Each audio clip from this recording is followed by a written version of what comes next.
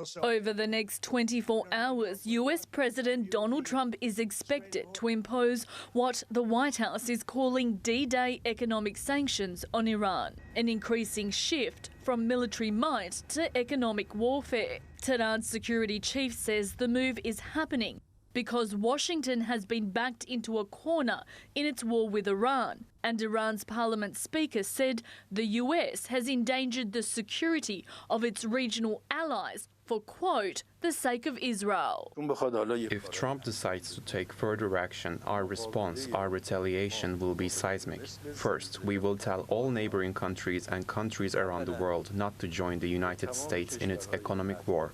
Any country that takes part in imposing economic restrictions on us will be regarded as an enemy.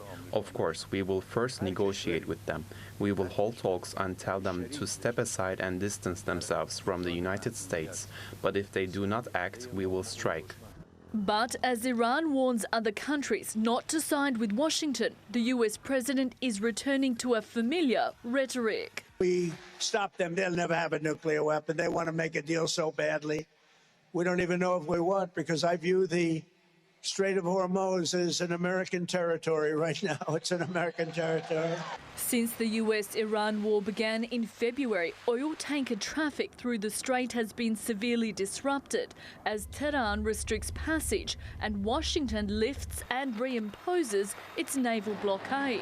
And the vessels that transit through the strait are left with limited and risky options. Before the war, the strait was treated as a single waterway with no distinction between routes. Now there is the Iranian route. Tankers travel along the coastlines of Larak and Keshem Islands towards Iranian ports, and the Omani path. This is the route Washington says commercial carriers are using under US naval protection. Iran says it's granted Iraqi oil tankers the permission to travel through the strait. The naval blockade is nothing new. We have been under a naval blockade for several months now, yet we have continued to sell our oil.